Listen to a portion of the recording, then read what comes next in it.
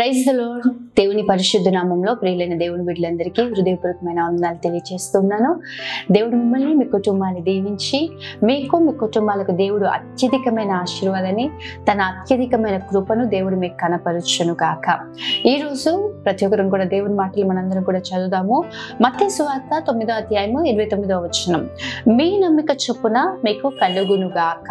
ఆమె ఒకసారి బిగ్గరగా ఆమేన్ అని చెప్పండి.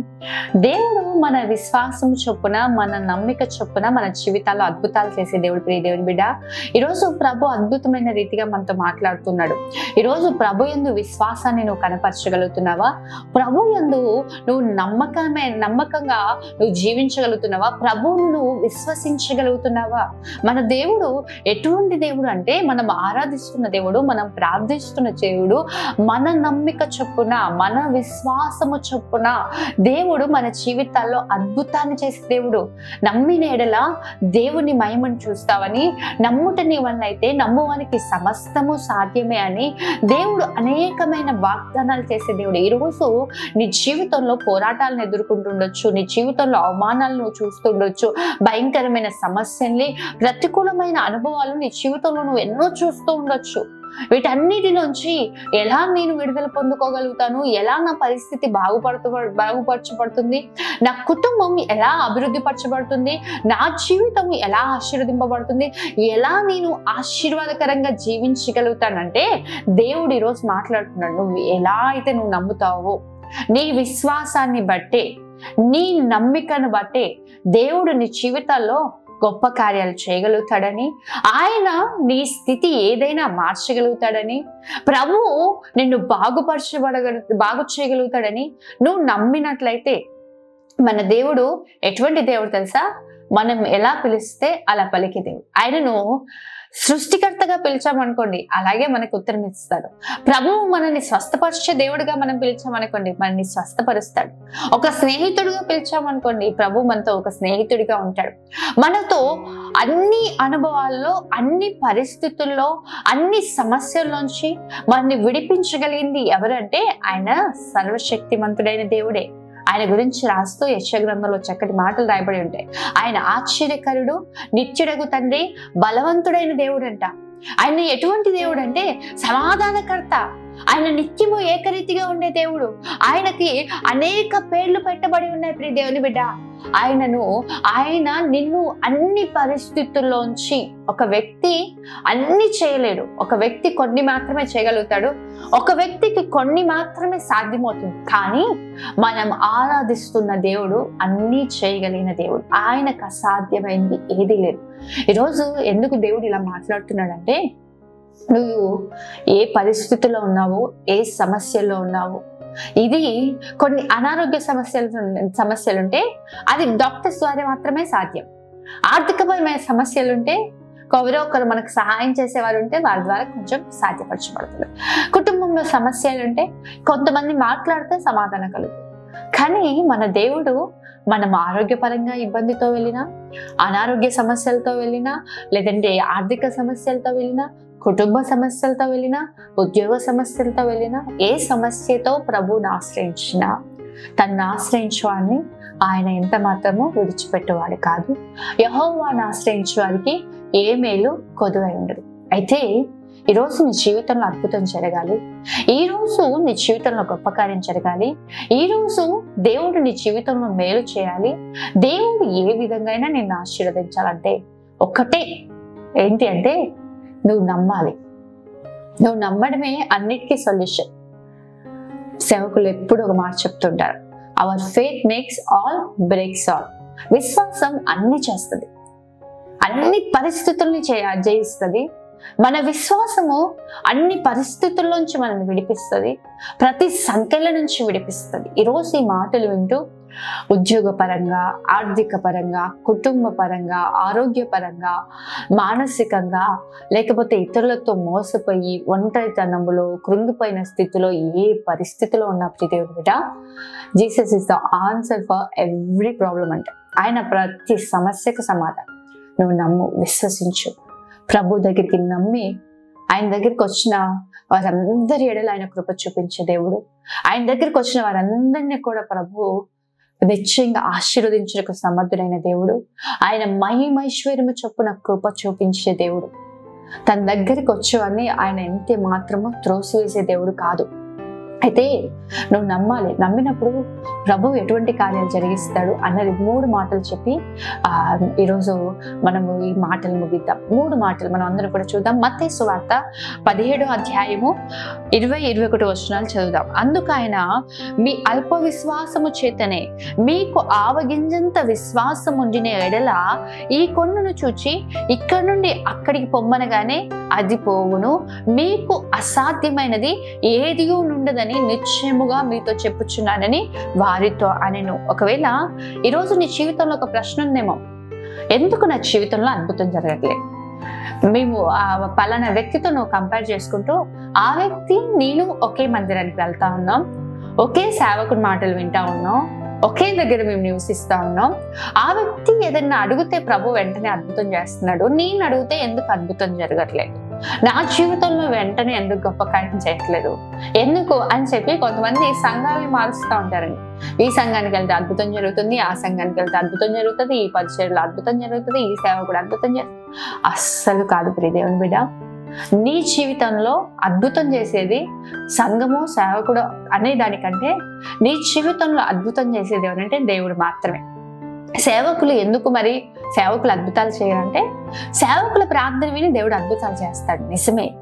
కానీ సేవకుల్ని ప్రాముఖ్యంగా దేవుడు ఎందుకు ఏర్పరచుకున్నాడంటే, నీకు ఆయనకు మధ్యవర్తిగా ఆయన మాటలు నీకు తెలియచేసి నిన్ను బయలుపరిచి నీకు ఒక కాపరిగా ఉండడానికి ప్రభు సేవకుల్ని ఏర్పరిచాడు.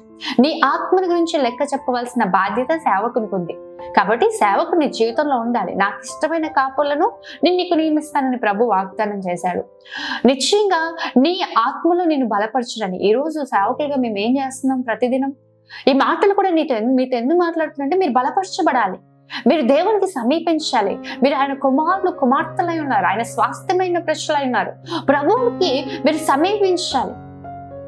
ఒకరి జీవితంలో అద్భుతం జరుగుతుంది, నా జీవితంలో ఎందుకు అద్భుతం జరుగుతుందంటే, నీ అల్ప విశ్వాసం చేత నేను ప్రభు మాట్లాడుతున్నాడు. నువ్వు సంపూర్ణంగా ప్రభు యందు విశ్వాసం ఉంచినట్లయితే, ప్రభు యందు నమ్మిక ఉంచినట్లయితే, ఎంత విశ్వాసం అంటే ఆవగింజంత ఎంత ఉంటుందండి? ఆవగింజను ఎప్పుడైనా చూసారా? ప్రతిరోజు మనం చూస్తూనే ఉంటాం కదా ఆవగింజను. ఆవగింజ ఎంత ఉంటుంది? మన కంటికి కూడా కనిపించినంత చిన్నదిగా ఉంటుంది. అంత విశ్వాసం ఉంటే అంట కొండ వెళ్ళి సముద్రంలో పడుతుందంట. మీకు అసాధ్యమైనది ఏది ఉండదు అని ప్రభు వాగ్దానం చేస్తున్నాడు. ఈరోజు ప్రియ దేవుని బిడ్డ, నిశ్చయంగా క్రైస్తవ జీవితం కేవలం విశ్వాస జీవితం. ఏంటి విశ్వాసం అంటే? నిరీక్షింపబడి వాటి యొక్క నిజ స్వరూపం. కనిపించే వాటిని నమ్మడం కాదు, కనిపించని వాటిని నమ్మడమే విశ్వాసం. ప్రభు చేస్తాడు, ప్రభు నడిపిస్తాడు, నా దేవుడు నన్ను విడవడు, నా దేవుడు నా పట్ల అద్భుతం చేస్తాడు, ఇలా నువ్వు వెళ్ళిపోవడమే విశ్వాసం. అంటే అన్ని అనుకూలంగా ఉన్నప్పుడు నమ్మడం కాదు, ప్రతికూలంగా ఉన్నప్పుడు ప్రభు నన్ను దీవిస్తాడు, ప్రభు నన్ను ఆశీర్వదిస్తాడు అని నమ్మడమే. షద్రకు, మేషకు, అబేద్నెగోలు కళ్ళ ఎదుట 7 అంతలుగా మండుతున్న అగ్నిగుండం కనిపిస్తా ఉంది. అయినప్పటికీ వారు చేసిన పని ఏంటి అంటే, వారు విశ్వాసంతో మా దేవుడు మమ్మల్ని రక్షించడానికి సమర్థుడు అయినను, ఒకవేళ ప్రభు మమ్మల్ని రక్షింపకపోయినను మేము ఈ విగ్రహానికి సహాయపడం. మా విశ్వాసం అది, మా దేవుడు మమ్మల్ని రక్షించడానికి సమర్థుడు. ఈ రోజు నీ జీవితంలో కూడా నువ్వు అట్టి విశ్వాసాన్ని కనపరచగలిగినట్లయితే, డాక్టర్స్ రిపోర్ట్స్ అన్ని ప్రతికూలంగా ఉండొచ్చు, పరిస్థితులన్నీ ప్రతికూలంగా ఉండొచ్చు, ఎక్కడ కూడా సహాయం కలుగుతుంది, ఎక్కడ కూడా అద్భుతం జరుగుతుంది అనడానికి 1% ఛాన్స్ కూడా లేకపోయి ఉండొచ్చు. మన దేవుడు ఎవరు తెలుసా? శూన్యములో సమస్త సృష్టిని చేసిన దేవుడు. ఈరోజు ఈ సృష్టిని చూసి అబ్బా ఎంత అద్భుతంగా ఉంది, అసలు ఎలా, ఏంటి అద్భుతం అన్నట్లుగా మనము కొన్నిసార్లు సృష్టిని చూసి ఆశ్చర్యపడుతూ ఉంటాం. ప్రభువు ఈ భూమికి పునాది లేకుండా శూన్యంలో గాలిలో వేలాడదీశాయండి. భూమికి ఆధారం ఉందా? భూమికి ఆధారమే లేదు.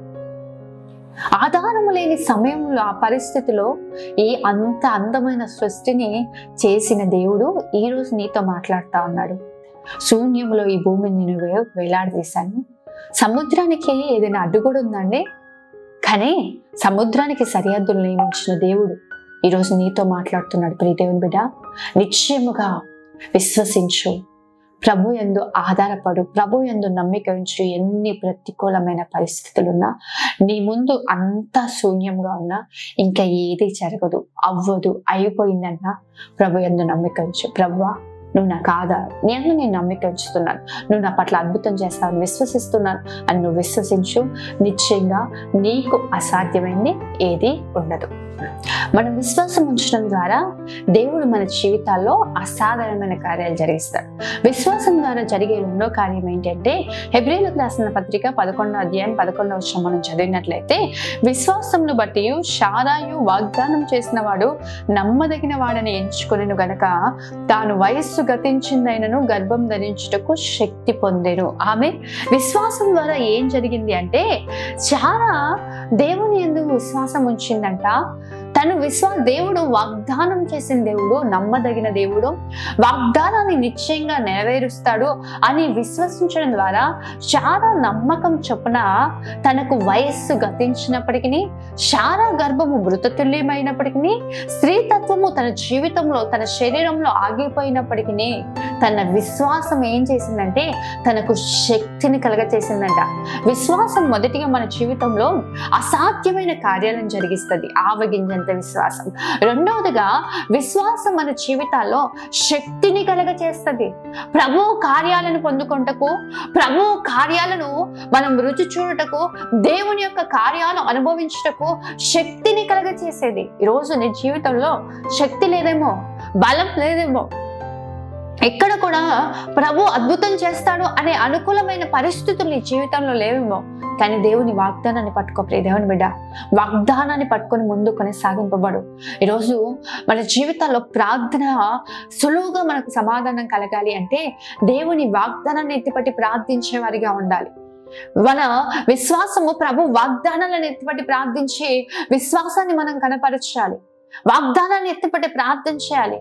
హిజ్కియా ప్రభు సన్నిధిలో ప్రార్థిస్తూ ఉంటాడు, ప్రభువా, నీ మందిరానికి వచ్చి నీ మందిరం వైపు చేతులెత్తి మేము ప్రార్థించినప్పుడు మా ప్రార్థన వింటానని నువ్వు వాగ్దానం చేశావు కదా ప్రభు అని చెప్పి దేవుని మందిరానికి వెళ్ళి ప్రార్థన చేసినప్పుడు హిజ్కియా ప్రార్థన విన్న దేవుడు ఒక్కటే రాత్రి దేవుని దూతను పంపించి శత్రు సైన్యాన్ని హతమార్చింది. ఎంతమంది అంటే 185,000 మంది శత్రువులు హతమార్చబడ్డారు. ఎలా అంటే హిజ్కియా దేవుని వాగ్దానాన్ని ఎత్తిపట్టి ప్రార్థన చేశాడు. యెహోషాపాతు రాజు కూడా ఉపవాసం ఉండి గోనెపట్టు కట్టుకొని జనమును సమాజ మందిరంలో జనములందరినీ సమకూర్చి ఉపవాసం ఉండి ప్రార్థన చేస్తూ ఉంటాడు. ప్రభువా, నీ మందిరంలో మేము ప్రార్థన చేసినప్పుడు నువ్వు మా ప్రార్థన వింటానన్నావు కదా ప్రభువా, మా ప్రార్థన విను. ఈరోజు దేవుని వాగ్దానాన్ని పట్టుకొని వాగ్దానం చేసిన దేవుడు నమ్మదగిన వాడని నువ్వు విశ్వసించి వాగ్దానాన్ని ఎత్తిపట్టి నువ్వు ప్రార్థన చేసినప్పుడు ప్రియ దేవుని బిడ్డ, నువ్వు శక్తిని పొందుకుంటావు. ప్రభు కార్యాలను చూడడానికి నువ్వు శక్తిని పొందుకుంటావు. నీ శక్తికి మించిన పరిస్థితులను ఎదుట ఉండొచ్చు, నీ సామర్థ్యానికి మించిన పరిస్థితులను ఎదుట ఉండొచ్చు. వాటన్నిటిని జయించటకు శక్తి ఎప్పుడు వస్తుందంటే వాగ్దానం చేసిన దేవుడు నమ్మదగిన వారిని విశ్వసించినప్పుడు. శారా 90 సంవత్సరాలకి కుమారుని కలగలిగింది అంటే ఎలా జరిగింది అంటే వాగ్దానము చేసిన దేవుడు నమ్మదగిన వాడిని విశ్వాసం ఉంచింది. ఈరోజు నువ్వు విశ్వసిస్తావా? డాక్టర్స్ వచ్చి పిల్లలు పుట్టరు అనగానే ఇంకా నాకు పిల్లలు పుట్టరులే అనుకుని నువ్వు డిసైడ్ అయిపోతున్నావు కాబట్టి దేవుడు అద్భుతం చేయట్లేదు. నువ్వు విశ్వాసాన్ని కనపరచట్లేదు కాబట్టి ప్రభువు నీ జీవితంలో కార్యం చేయట్లేదు. ఉద్యోగం రాదులే, నా జీవితం ఇంతేలే, నాకు వివాహం కాదులే, పరిస్థితులు ఇంతే, నా బ్రతుకు ఇంతే, నువ్వు ఇంతే అనుకుంటున్నావు. కానీ నా దేవుడు నన్ను నిలబెట్టుటకు సమర్థుడు, నా దేవుడు నన్ను హెచ్చించుటకు సమర్థుడు, నా దేవుడు నా పట్ల గొప్ప కార్యం చేయుటకు సమర్థుడు, నా దేవుడు నా స్థితి మార్చుటకు సమర్థుడు. ఆయన వాగ్దానం చేసి ఉన్నాడు, నన్ను ఆశీర్వదిస్తానని, నన్ను ఉన్నత స్థలంలో నిలబెడతానని, నన్ను గర్భఫలం నాకు ఇస్తానని ప్రభువు నాకు వాగ్దానం చేశాడు అని నువ్వు ఆ వాగ్దానాన్ని విశ్వసిస్తే ప్రియ దేవుని బిడ్డ, నువ్వు వాగ్దానాన్ని స్వతంత్రించుకుంటకు శక్తి పొందుకుంటావు. నిశ్చయంగా విశ్వాసం ద్వారా అసాధ్యమైన కార్యాలు జరుగుతాయి. విశ్వాసం ద్వారా నువ్వు శక్తిని పొందుకుంటావు. మూడోదిగా మనం చూసినట్లయితే విశ్వాసము ద్వారా మనము నీతిమంతులుగా తీర్చబడతాం. ఆమె రోమీలకు రాసిన పత్రిక 5వ అధ్యాయం 1వ వచనం మనం చూసినట్లయితే, కాబట్టి విశ్వాస మూలమున మనము నీతిమంతులుగా తీర్చబడి మన ప్రభువైన యేసుక్రీస్తు ద్వారా దేవునితో సమాధానము కలిగి ఉందుము. ఆమె మన విశ్వాసం ద్వారా జరిగే కార్యం ఏంటంటే మన విశ్వాసం విశ్వాసము ద్వారా మనము నీతిమంతులుగా తీర్చబడతాం. మన విశ్వాసము మన నీతిమంతులుగా చేస్తుంది. ఈరోజు ప్రభువా నేను పాపిని పాపిని పాపిని అంటున్నాం, కానీ దేవుని యందు విశ్వాసం ఉంచి ప్రియ దేవుని బిడ్డ, అబ్రహాముని గురించి చక్కటి మాట రాయబడి ఉంటుంది. అబ్రహాము దేవుని నమ్మెను కనుక దేవుని దృష్టికి అది నీతిగా ఎంచబడు. విశ్వాసమే మనని నీతిమంతులుగా చేస్తుంది. ప్రభు యందు విశ్వాసం ఉంచండి, ప్రభు యందు నమ్మిక ఉంచండి. ఆయన తన ఉచితమైన కృప ద్వారా విశ్వాసం ద్వారా మనని నీతిమంతులుగా తీర్చున్న దేవుడు, మనల్ని నీతిమంతులుగా చేసిన దేవుడు. ఈరోజు విశ్వసించు, ప్రభు తన రక్తాన్ని నీ పైన ప్రోక్షించి ఉన్నాడు. నీ ప్రతి పాపం నుంచి ప్రభు నిన్ను విడిపించి ఉన్నాడు. నీ ప్రతి శాపం నుంచి దేవుడు నిన్ను విడిపించి ఉన్నాడు. పాపం ఇక నీ పైన ఏలుబడి చేయదు, శాపం నీ పైన ఏలుబడి చేయదు. ఎంత మాత్రము నీ పైన వ్యతిరేకమైనవేవి నీ పైన ఏలుబడి చేయవు ప్రియ దేవుని బిడ్డ.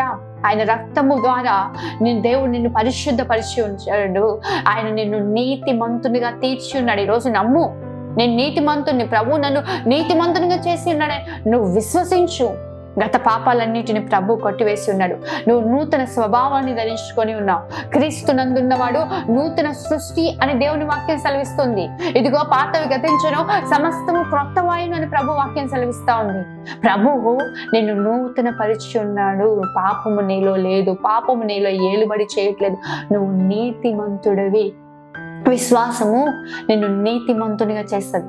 అబ్రహాం దేవుణ్ణి నమ్మాడు, అది అతనికి నీతిగా ఎంచబడిందంట. ఈరోజు నువ్వు దేవుని యందు విశ్వాసం ఉంచు, దేవుని యందు నమ్మిక ఉంచు, నువ్వు నీతిమంతునిగా మార్చబడతావు. నిశ్చయంగా ప్రియ దేవుని బిడ్డ, మన నమ్మిక చొప్పున మన దేవుడు మన జీవితాలు అద్భుతం చేస్తాడు. ఈరోజు నీ జీవితంలో ఏ అనుభవాన్ని ఎదుర్కొంటున్నా, ఈరోజు నమ్ము, అంతే. ప్రభు నా ముందున్నాడు, ప్రభు నన్ను నడిపిస్తాడు, ప్రభు నాకు సహాయం చేస్తాడు. మరణం నీ ఎదుట నిలబడ్డా అది నీకెంత మాత్రం హాని చేయదు. అంత అద్భుతాన్ని ప్రభు నీ నమ్మిక చొప్పున, నీ యొక్క నమ్మిక చొప్పున చేయగలిగిన దేవుడు ఆయన. శతాధిపతి వచ్చి చెప్తా ఉంటాడు, అయ్యా మాట మాత్రం సెలవివ్వు, నా దాసుడు స్వస్థ పొందుతాడు. నిజమే, అతని నమ్మిక అది. ప్రభు మాటని అతను నమ్మాడు. ప్రభు మాట మాట్లాడితే చాలు, దేవుడు మాట మాట్లాడితే చాలు స్వస్థత జరిగిపోతుంది. అందుకే ప్రభు అంటా ఉంటాడు, ఇశ్రాయేలులను నేను ఇంత గొప్ప విశ్వాసం చూడలేదు అని చెప్పి అతని గురించి చెప్తూ అతన్ని గురించి చెప్తా ఉంటాడు. నిజమే, ఈరోజు ఎలా నువ్వు నమ్మితే ప్రభు మాట మాట్లాడితే చాలు. ప్రభు సన్నిధిలో నేను ప్రార్థన చేశాను, నా ప్రార్థన విని ఉన్నాడు దేవుడు, నమ్ము. ప్రభు నన్ను చూస్తున్నాడని నమ్ము. ప్రభు నా కన్నిటిని చూస్తున్నాడు, నన్ను విడిపిస్తాడని నమ్ము. నిశ్చయంగా ప్రియ దేవుని బిడ్డ, ఆయన యెహోవా ఈరే సమస్తమును చూచుకునే దేవుడు. ప్రభు యందు విశ్వాసం ఉంచండి, ప్రభు యందు నమ్మిక ఉంచండి. అల్ప విశ్వాసంతో ఉండకండి, అల్ప విశ్వాసంలాగా జీవించకండి. మీ జీవితాల్లో మేలు పొందుకోవడానికి, మీ జీవితాల్లో గొప్ప కార్యాలు పొందుకోవడానికి మీ విశ్వాసమే కారణము. ప్రభు యందు నమ్మిక ఉంచండి. మీ విశ్వాసం అసాధారణమైన గొప్ప కార్యాలు మీ జీవితాల్లో చేయును గాక. ఆమేన్. ప్రార్థన చేసుకుందాం. మహోన్నతుడైన తండ్రి, సర్వశక్తిమంతుడైన దేవా, సర్వాధికారి నీకే వందనాలు, స్తోత్రాలు ప్రభువా. నిశ్చయంగా మా నమ్మిక చొప్పున మా జీవితాలు అద్భుతాలు చేసే దేవుడో ప్రభువా. ఈరోజు ఎంతమంది అయితే ఈ మాటలు విని అయా నీ యందు నమ్మిక ఉంచారో వారందరి జీవితాల్లో ప్రభువా నిశ్చయముగా తండ్రి అయా ఉన్నతమైన గొప్ప కార్యాలు మీరు చేయబోతున్నందుకు స్తోత్రాలు. వారి విశ్వాసాన్ని బట్టి అసాధ్యమైన వాటిని మీరు సాధ్యపరచబోతున్నందుకు స్తోత్రాలు. అయా వాగ్దానం చేసిన వారు నమ్మదగిన వాడని వారి విశ్వాసం ఉంచుతుండగా వారు అయా వాగ్దానాన్ని స్వతంత్రించుకునే శక్తిని వారికి కలగ చేయబోతున్నందుకు స్తోత్రాలు ప్రభువా. నిశ్చయముగా వారిని యందు విశ్వాసం ఉంచుతుండగా నీతిమంతులుగా మీరు వారిని మార్చబోతున్నందుకు స్తోత్రాలు. ఎంతమంది అయితే మాటలు విన్నారో వారందరి జీవితాలు ఈ మాటలు మీరు ఫలభరితంగా మార్చమని, ప్రతి ఒక్కరి జీవితాల్లో ప్రభువా అయా వారి విశ్వాస జీవితంలో బలమైన గొప్ప కార్యాలు జరిగించమని ప్రార్థిస్తున్నాం తండ్రి. నిశ్చయంగా బిడ్డల్ని దీవించండి, కృపలో వర్ధలింపచేయండి. ఏ ప్రతికూలమైన పరిస్థితుల్లో, ఏ సమస్యలో, ఏ మరణకరమైన పరిస్థితుల్లో వారు నీ యందు విశ్వాసాన్ని కనపరుస్తున్నారు, కానీ నిశ్చయంగా వారి నమ్మిక చొప్పున వారి జీవితాల్లో మీరు అద్భుతాలు చేయబోతున్నందుకు స్తోత్రాలు. వారి నమ్మిక చొప్పున వారి జీవితాల్లో నీ బాహుని చాపి గొప్ప కార్యాలు మీరు చేయబోతున్నందుకు స్తోత్రాలు ప్రభువా. బిడ్డల్ని దీవించండి, కుటుంబాలను ఆశీర్వదించండి, మేలుకరమైన కార్యాలు జరిగించమని యేసు నామములో అడుగుతున్నాను తండ్రి. ఆమేన్. దేవుడు మిమ్మల్ని మీ కుటుంబాన్ని దీవించును గాక. మీకు మీ కుటుంబాలకు దేవుడు అత్యధికమైన కృపను అనుగ్రహించును గాక. ఆమేన్. God bless you.